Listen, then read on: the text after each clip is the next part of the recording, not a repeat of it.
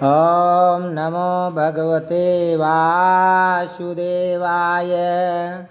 बोलो लक्ष्मी नारायण भगवान की जय। बोलो विष्णु भगवान की जय। बोलो गणेश भगवान की जय। अथ कार्तिक महात्म व्रत कथायां 17वां अध्याय। सूत जी बोले, हे मुनिगणों, एक बार श्री नारद जी ने समस्त वेदों के ज्ञाता व्यास जी से पूछा, हे व्यास जी, ब्रह्मचारी, गृहस्थ, वामप्रस्थी और सन्यासी, इन चारों आश्रमों में गृहस्थाश्रम को ही श्रेष्ठ क्यों माना गया है? इस संबंध में जानने की मेरी प्रबल इच्छा है। हे महर्षि, आप तो स्वयं ज्ञाता हैं, किंतु फिर भी आपने पूछा है तो मैं बताता हूँ। जैसे सभी नदियाँ समुद्र में आश्रय पाती हैं और जैसे जीव माता का आश्रय पाकर जीवित रहते हैं, वैसे ही भिक्षुक, सन्यासी, ब्रह्मचारी, यात्री, विद्यार्थी और जीविका से रहित व्यक्ति गृहस्थों का आश्रय पाकर सुख पाते हैं। इस संबंध में मैं तुम्हें एक प्राचीन कथा सुनाता हूँ। प्राचीन काल में उत्तानपाद नामक एक राजा था, जिसका उत्तम नामक एक पुत्र था, जो बड़ा ही बलवान किंतु मदिरापान का व्यसनी था। उसकी स्त्री का नाम बहुला था। राजा के पुत्र का नाम उत्तम था। राजा उत्तम अपनी पत्नी बहुला से अत्यधिक प्रेम करता था। एक बार राजा उत्तम ने वैश्या का नृत्य देखते हुए मदिरापान किया और अपनी पत्नी से भी मदिरा पीने की जिद करने लगा, किंतु उसकी पत्नी ने ऐसा करने से स्पष्ट इनकार कर दिया। इस पर राजा उत्तम ने क्रोधित हो उसका त्याग कर दिया और वन में छुड़वा दिया। किंतु जब वह मदिरा के प्रभाव से मुक्त हुआ तो उसे अपने किए पर बड़ा पछतावा हुआ। किंतु अब रानी का वियोग सहने के अतिरिक्त और किया ही क्या जा सकता था। इसके उपरांत उसने दूसरा विवाह नहीं किया और रानी के वियोग का दर्द हृदय में लिए राजकाज के कार्यों में लीन हो गया। एक दिन एक ब्राह्मण उसके पास आया और बोला, हे राजन, मैं बेहद दुखी हूँ। किसी ने मेरी स्त्री का हरण कर लिया है, अब आप ही उसे ढूंढ कर लाओ। हे ब्राह्मण देव, मैं भला उसे कैसे ढूंढ कर ला सकता हूँ? मैं तो यह भी नहीं जानता कि तुम्हारी स्त्री को कौन किस दिशा में और क्यों ले गया है।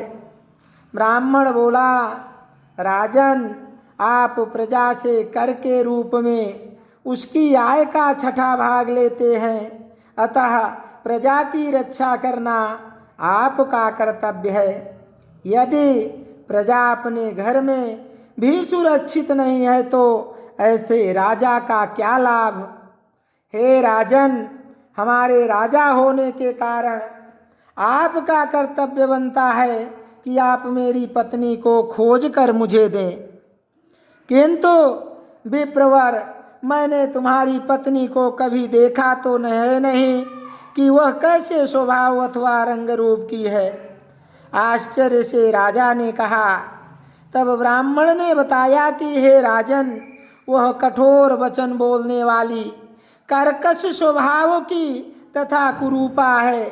मैं उसकी निंदा नहीं कर रहा, बल्कि उसकी पहचान बता रहा हूँ, क्योंकि वह जैसी भी है मेरी अर्धांगिनी है। तब तो राजा का आश्चर्य और भी अधिक हो गया। उसने कहा कि हे ब्राह्मण देव, जब तुम्हारी स्त्री ऐसी कुरूपा और कठोर स्वभाव वाली है तो क्यों तुम उसे दोबारा पाना चाहते हो? दैव योग से उससे तुम्हें छुटकारा मिल गया है, अब कोई सुंदर और सुभाषिणी स्त्री से विवाह कर लो।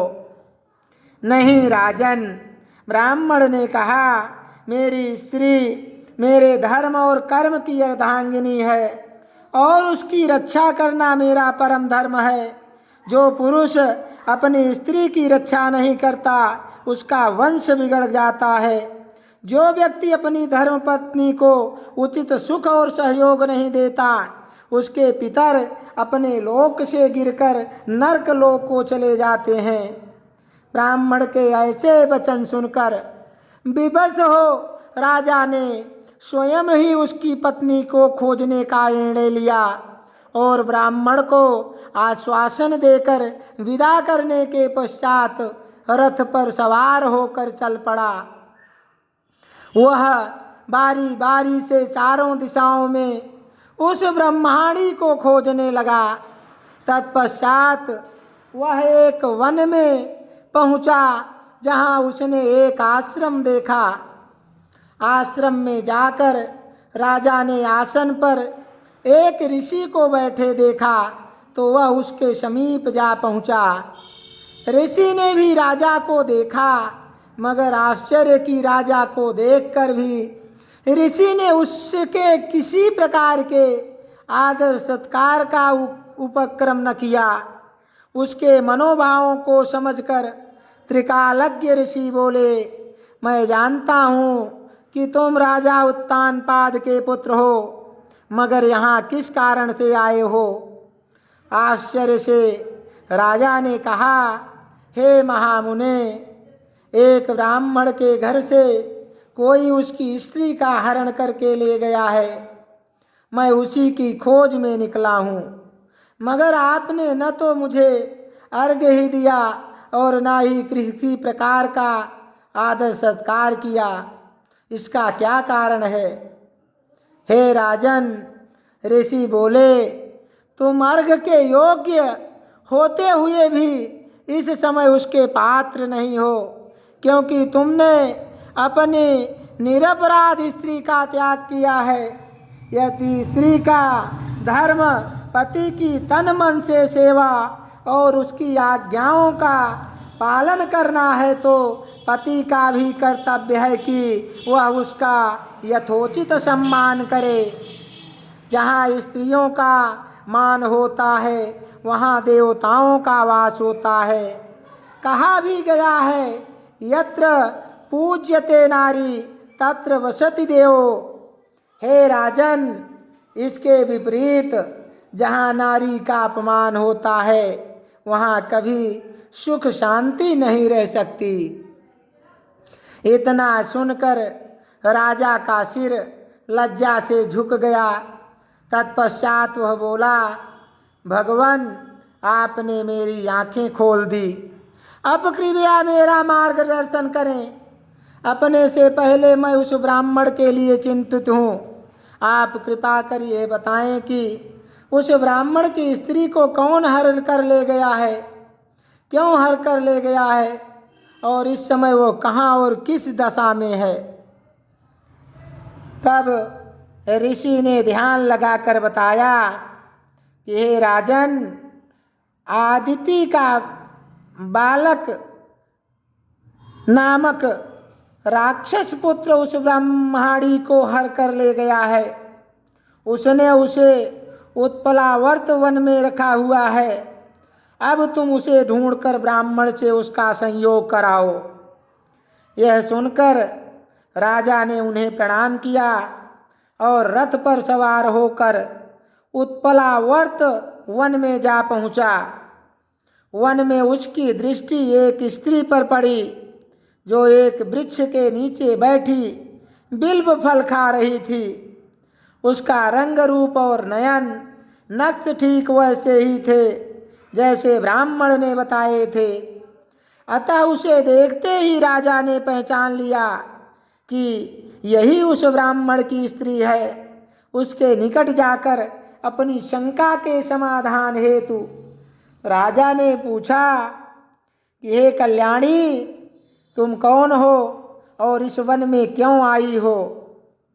हे राजन, मैं अतिरात्र की पुत्री और विलास पुत्र की पत्नी हूँ। मैं अपने घर में सो रही थी कि बलाक नामक एक राक्षस ने मेरा हरण कर लिया और यहाँ ले आया। यहाँ लाने के बाद ना तो उसने मुझे किसी प्रकार का कष्ट दिया और ना ही मेरा सतीत्व नष्ट करने की चेष्टा की। इतना होने पर भी हे राजन, मैं अपने पति के वियोग के कारण बहुत दुखी हूँ। तब राजा ने पूछा कि हे ब्रह्माणी, वह राक्षस कहाँ गया है? ब्रह्माणी ने बता दिया कि वो कहाँ गया है। राजा उस स्थान पर पहुँचा तो उसे देखते ही राक्षस उसके चरणों में गिर पड़ा और बोला, राजन, कहिए मेरे लिए क्या आज्ञा है?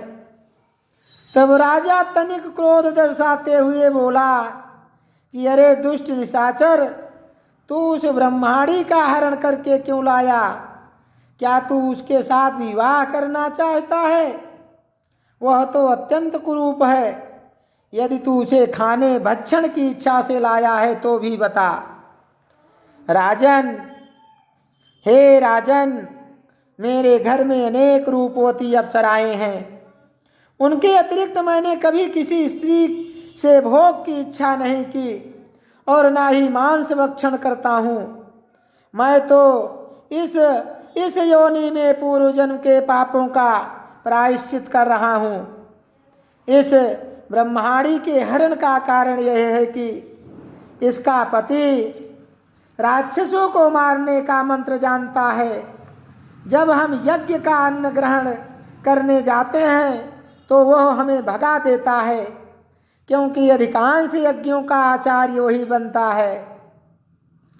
इसी कारण उसे दुखी करने के उद्देश्य से मैं उसकी पत्नी का हरण कर लाया हूँ, क्योंकि शास्त्रों के नियमानुसार स्त्री के बिना पुरुष को कोई भी धार्मिक कर्म करने का अधिकार नहीं है।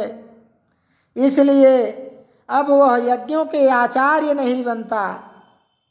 राक्षस की बातें सुनकर राजा को लगा कि पत्नी के संदर्भ में परोक्ष रूप से वह भी उसकी निंदा कर रहा है। मुनि ने भी स्त्री के त्याग के कारण ही मुझे अर्घ के योग्य नहीं माना। राजा को विचारमग्न देखकर राक्षस पुनः बोला, हे राजन, मैं आपकी प्रत्येक आज्ञा का पालन करूँगा। आप आज्ञा दे, मैं क्या करूँ? तब राजा ने आज्ञा दी कि तुम उस ब्रह्माणी को उसके घर पहुँचा दो और फिर जब भी तुम्हें याद करूँ तुम मेरे पास आना। आज्ञा पाते ही राक्षस ब्रह्माणी को लेकर चल दिया। उसके जाने के बाद राजा सोचने लगा कि मैंने अपनी निर्दोष पत्नी का त्याग करके बड़ा भारी पाप किया है। अब मैं ऐसा क्या कर्म करूं जिससे इस पाप की निवृत्ति हो? तब मन में विचार विमर्श कर राजा पुनः उसी मुनि के आश्रम में पहुंचा और उससे अपने मन की बात कही। मुनि ने कहा कि हे राजन, पुरुष के लिए स्त्री धर्म अर्थ, काम और मोक्ष की देने वाली है। इतना ही नहीं, स्त्री के बिना लोक अथवा परलोक में कहीं भी सुख की प्राप्ति नहीं होती। स्त्री भले ही कुरूपा, रोगी, मूर्ख, दरिद्री अथवा बुरे स्वभाव की क्यों न हो, पुरुष को उसका सम्मान करना ही चाहिए। हे महाराज, पत्नी को त्यागने का यह अपराध तो अब मुझसे ही हो गया है, किंतु अब आगे का मार्ग बताएं कि इस पाप का प्रायश्चित किस प्रकार हो। मैं ऐसा क्या कर्म करूं जिससे मुझे इस पाप से मुक्ति मिले? हे राजन, तुम्हें अपनी पत्नी से क्षमा मांगनी चाहिए। किंतु महाराज, मैं तो यह भी नहीं जानता कि वह कहाँ है और किस स्थान में है, जीवित है भी है अथवा नहीं है। हे राजन, मुनि ने बताया कि तुम्हारी स्त्री जीवित है और नागलोक में है। उसे अकेली वन में विचरते देख शतापात नामक नाग उसे अपने लोक ले गया, जहाँ उसकी नंदा नामक कन्या ने उसे घर में छिपा रखा है।